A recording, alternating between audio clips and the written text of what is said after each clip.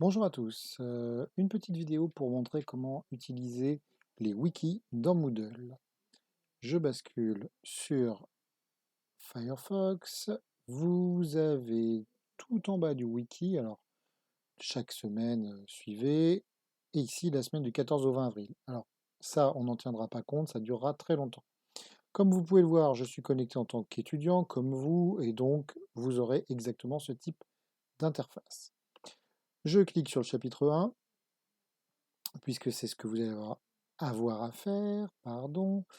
Thème 1, l'évolution de l'univers. Thème 2, structure actuelle de l'univers, etc., etc. Ceux qui m'ont déjà donné leur nom de leur choix de groupe, vous les avez ici. Ensuite, je vais prendre n'importe quel thème. Par exemple, thème numéro 1, l'évolution de l'univers. Normalement, il n'y a que Louis, Marie-Lou et Baptiste qui pourront, pour les 3e Sahara, pour les 3e Pila, je ne crois pas encore avoir eu le nom. Alors, on arrive sur le thème 1, il n'y a rien. Comme c'est étonnant, vous allez cliquer sur modifier. Évidemment, on clique sur modifier pour modifier la page. C'est étonnant. Ensuite, je vous conseille tout de suite de cliquer sur afficher plus de boutons qui est ici. Et vous allez voir qu'il y a plein de choses possibles. Alors, je décris très rapidement les icônes, mais je vous laisserai le faire aussi. Donc, style de paragraphe. Bonjour, j'ai même pas mis de B, donc on va en mettre un, tac, je mets ça en titre, en grand titre, et c'est devenu un titre. En gras, en italique, souligné, barré, exposant et indice ici. Justification à gauche, à droite, au milieu. Possibilité de créer des puces, évidemment, ou des puces numérotées. Des liens hypertextes, alors ça, c'est fondamental. Vous êtes sur un wiki, donc vous allez pouvoir mettre plein de choses. On peut insérer des images aussi. Donc, on peut saisir directement une image si on a son URL. Je rappelle que l'URL, c'est ce qui est dans la barre de navigation qui est ici. Là, c'est l'adresse du Moodle, mais on peut aussi évidemment en déposer en cliquant sur déposer un fichier ici. Donc là, je vais chercher une image.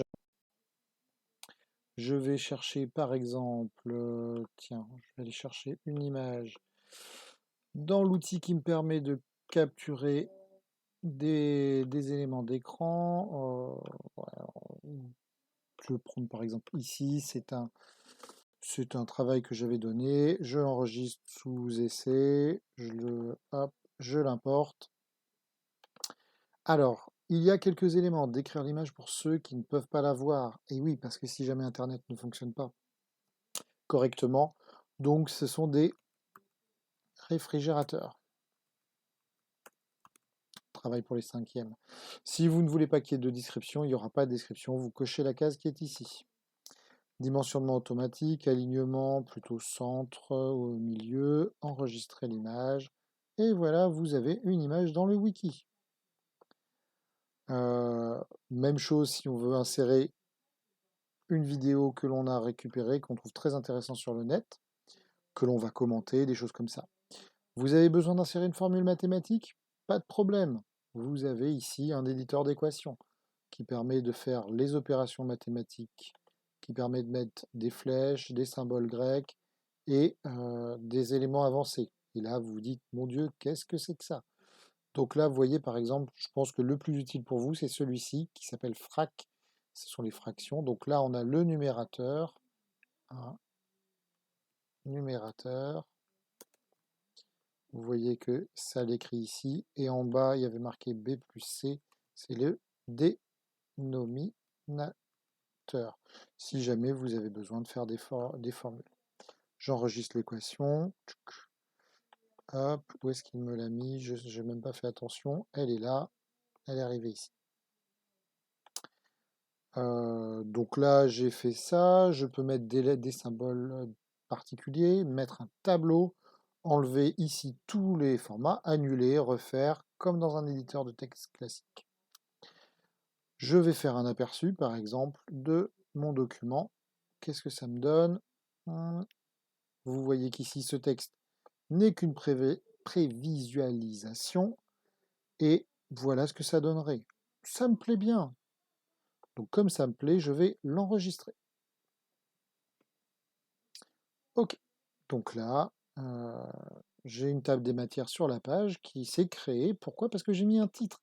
Et c'est donc extrêmement important quand vous avez plusieurs parties de mettre des titres plus ou moins grands. Comme ça, vous allez pouvoir compléter votre page. Je suis sur la page de quelqu'un, je peux écrire un commentaire. Donc, ajouter un commentaire dans lequel je vais dire c'est pas mal tout ça.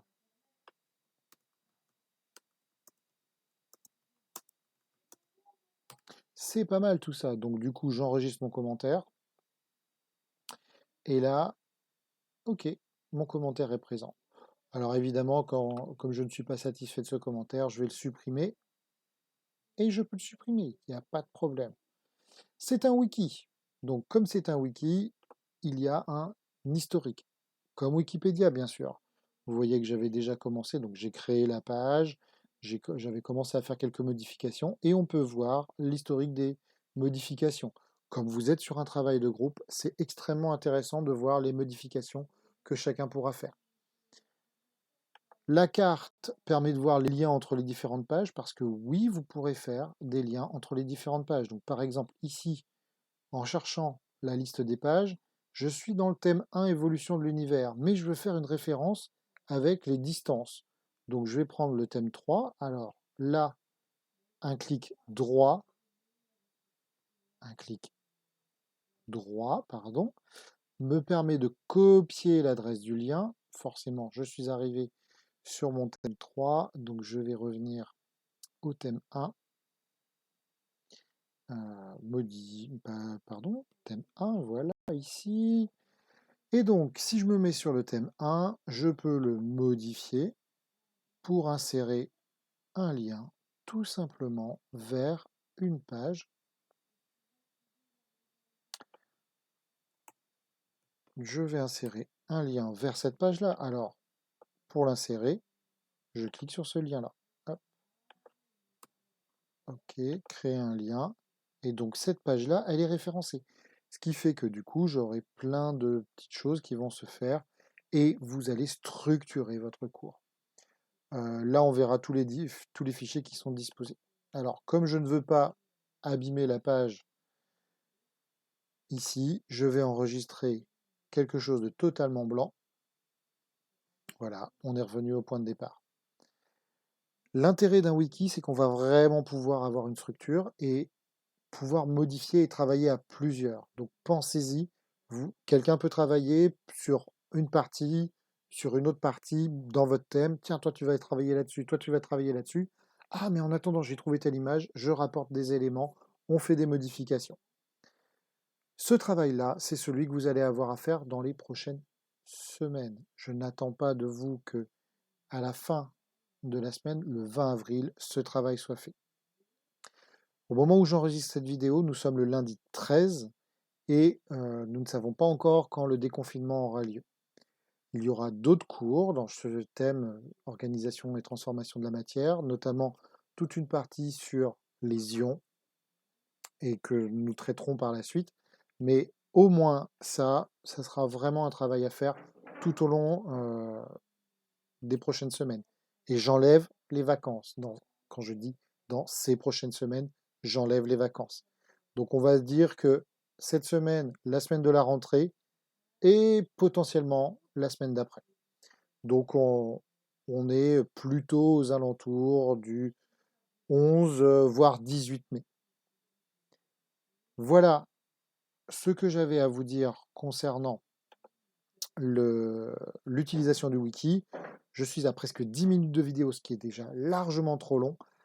Je vous souhaite de prendre bien soin de vous, de profiter du temps qu'il fait et si vous en avez la possibilité, je mettrai en place aussi un petit outil d'échange sur lequel je pourrai être présent pour apporter des compléments, répondre aux questions, voire en classe virtuelle, pourquoi pas, pour essayer de répondre à ces questions-là, en fonction des demandes, en fonction des questions et en fonction de peut-être des quelques mails que j'aurai.